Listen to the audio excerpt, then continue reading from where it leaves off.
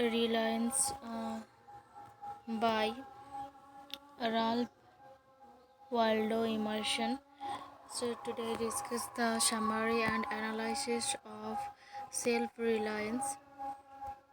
Self-Reliance was first published in 1841 in his collection Essay First Series. However, scholars argue the underlying philosophy of his essay emerged in a sermon given in September 1830. A month later, his first marriage of Ellen, who died the following years of tuberculosis, and in letters on the philosophy of history given at Boston's Masonic Temple from 1836 to 1837.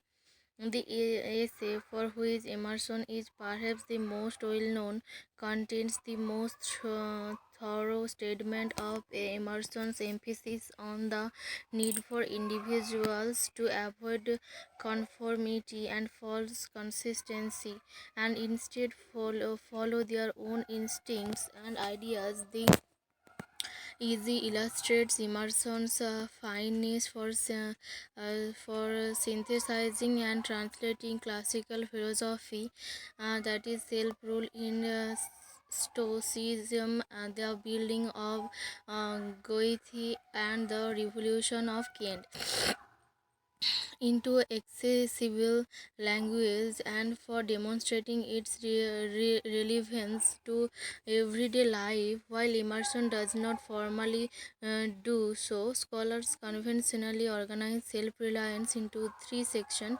the value of and barriers of self-reliance. The paragraph 1 to 17, self-reliance and the individuals, paragraph 18 to 32, and self-reliance and society, paragraph 30 through 33 to 50. So this is the and the value of the value of and barriers to self-reliance, paragraph 1 to 70, that I discussed. So that three parts section divided here, that is the value and the value of and barriers to self-reliance. The second is self-reliance and the individual. Third is self-reliance and society. So the first one is discussed here. Emerson opens his essay with the assertion to believe in your own thought, to believe that what is true for you in your private heart is true for all men. That is genius. His statement captures the essence of what he means by self-reliance, namely the reliance upon one's own thoughts and ideas. He argues individuals like Moses, Plato, and Milton are held in the highest regard because they spoke what they taught.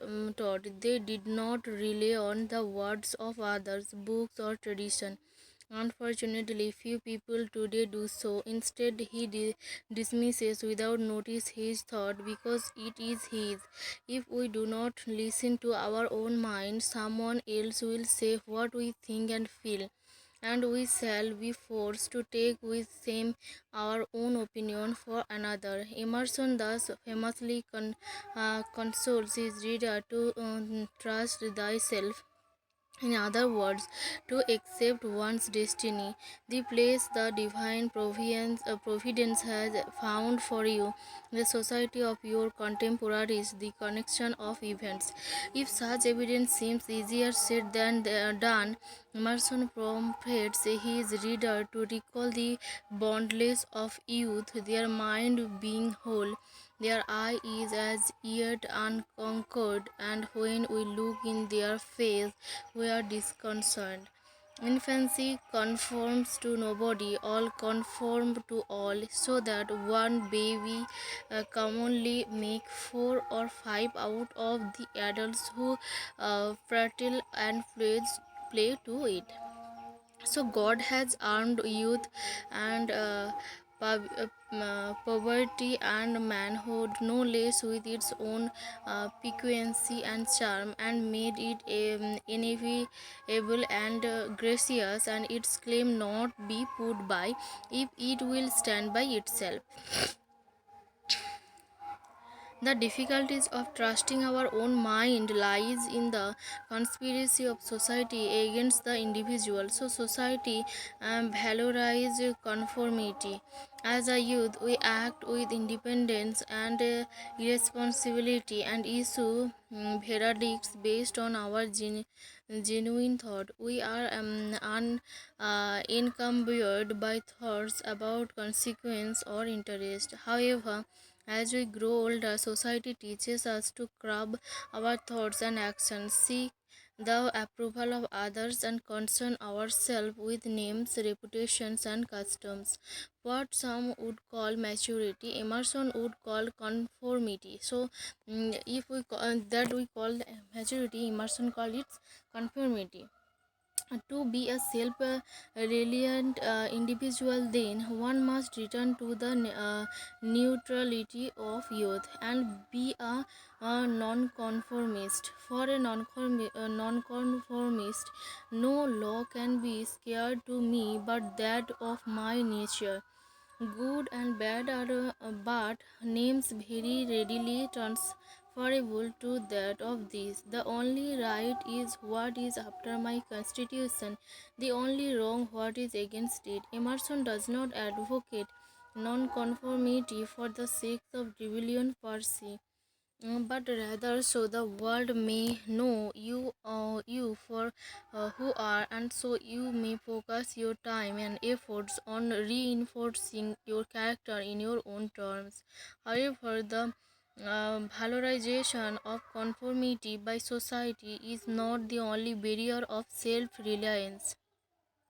According to Emerson, another barrier is the fear of for our own consistency, a reverence of our past act or word, because the eyes of other have no other data for computing our orbit than our past acts, and we are loath to disappoint them.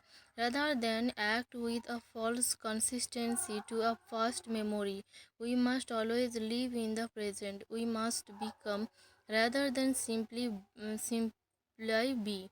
Emerson famously argues a foolish consistency in the hobgoblin of little mind, adored by little statesmen and philosophers and divines, while acting without regard to consistency may lead to us being misunderstood. The self-reluctant individual would be in good company.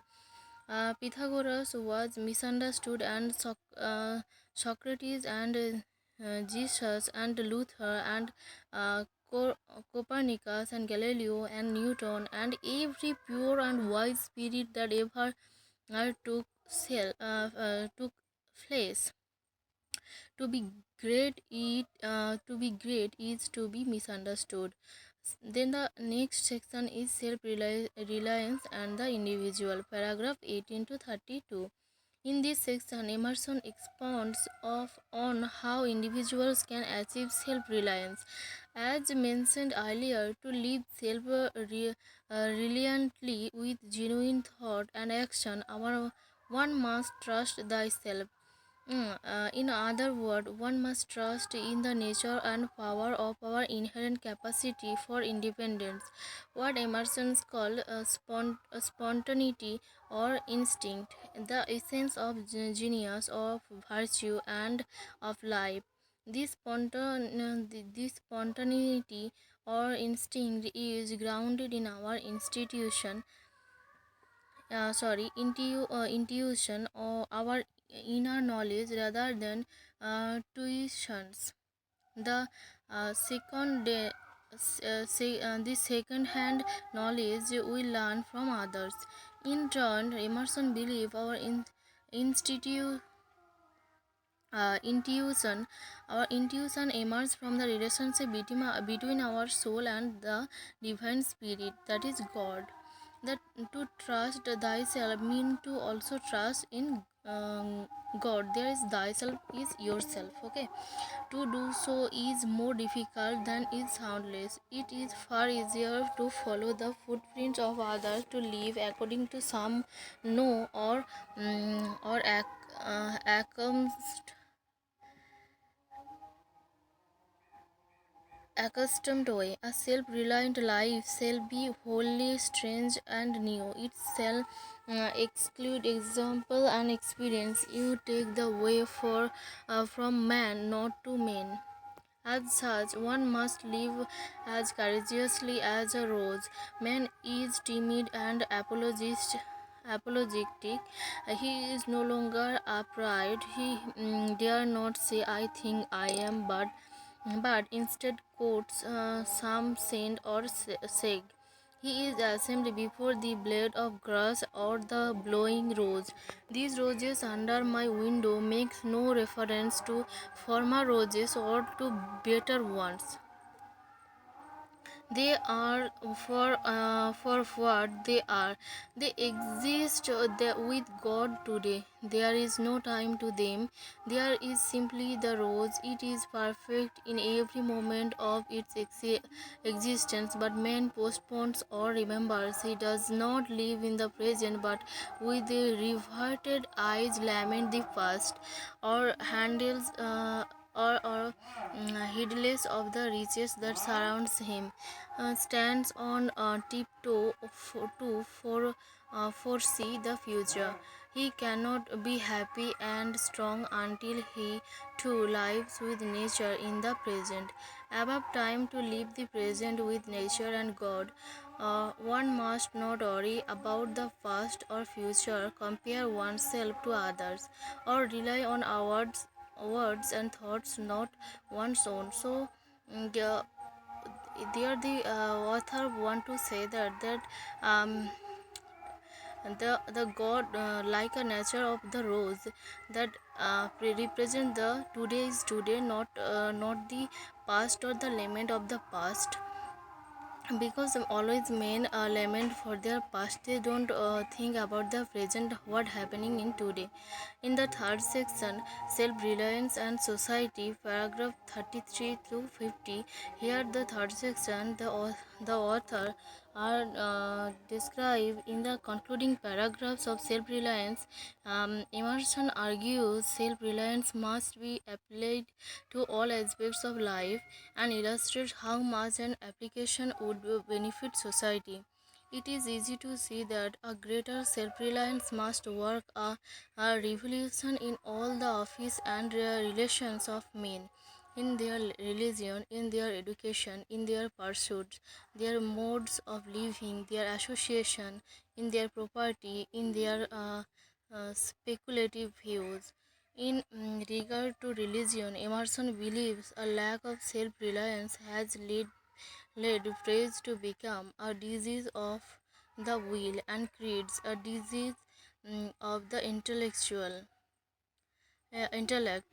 People pray to an external source for some foreign addition to their life, whereby prayers acts as a means to a private ends, such as for a desired commodity. In this way, prayer has become a form of begging. However, prayer should be a way to complete life and unite with God. That is to trust thyself and also in God. So, prayer is that first you trust yourself, and then you trust your God. If you don't trust yourself, then God is nothing for you. Self-reliant individuals do not pray for something but rather embody prayers, that is, contemplation and unification with God in all their actions. So there is the third three section. There is the ending section where author want to compare with that. Yeah, self-reliance means trust yourself and also in God. Okay, the prayer of the farmer kneeling on his field to weed it, the prayer of the rower kneeling with the stroke of his oar, are true prayers heard throughout nature, though for cheap ends. Emerson also believed true prayers involves an avoidance of regret and disconnect, which indicate a personal infirmity of will, as well as of sympathy for the suffering of others. which only chronologues their own infirmity and instead should be handled with truth and health to return them to their reason. As for creed, his critical focus on how those who cling to creed obey the beliefs of a powerful mind other than their own, rather than listen to how God speaks through their own minds. In this way, they disconnect with the universe, with God, because the creed become mistaken for the universe. In regard to education, Emerson asserts the education system fosters a restless mind that causes people to travel away from themselves in hope of finding something greater than what they know or have. Educated Americans desire to travel to foreign places like Italy, England, and Egypt for amusement and culture. They build and decorate their houses with foreign taste, their minds to the past and the distant. Artists imitate the uh, Doric or the Gothic model.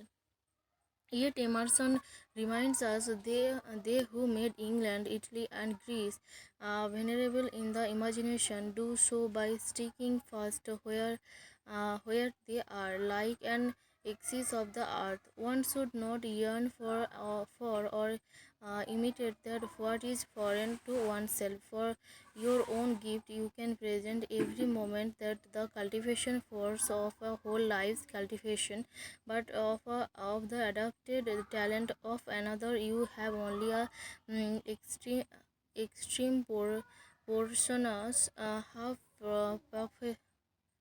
half possession. Every great man is unique. Emerson develops this idea further in his essay, The American Scholar, which calls for the creation of a uniquely American culture identity distinct from European traditions. Finally, Emerson addressed the spirit of society. According to Emerson, society never advanced. Civilization has not led to the improvement of society because with the acquisition of new arts and technologies comes the loss of old instincts. For example, the civilized man has built a coach but has lost the use of his feet. He has a fine Geneva watch, but he fails of the skill to tell the hour by the sun. Um, yes, society merely changes and shifts like a wave. While a wave moves onward, the water which is to compose does not. As such, people are no greater than they ever were and should not smugly rest on the laurels of past artistic and scientific achievements.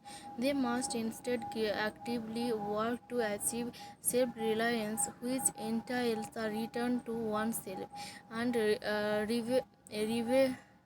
liberation from the uh, shackles of the religion, land, and civil instruction that create a debilitating reliance on property, that is, things external from the self. Emerson concludes, nothing can bring you peace but yourself. Nothing can bring you peace but the triumph of principles. So, that is the moral of the essay, that is nothing can bring you peace but yourself. If you think that anyone give you peace, that it's wrong, because you you cannot buy peace, or you can not borrow peace. You if you want to peace, then you find a way yourself, not uh, the finding way by another bus or someone. Okay, so that's all for today. That is the self-reliance essay by Waldo Emerson. Uh, so that's all about the essay.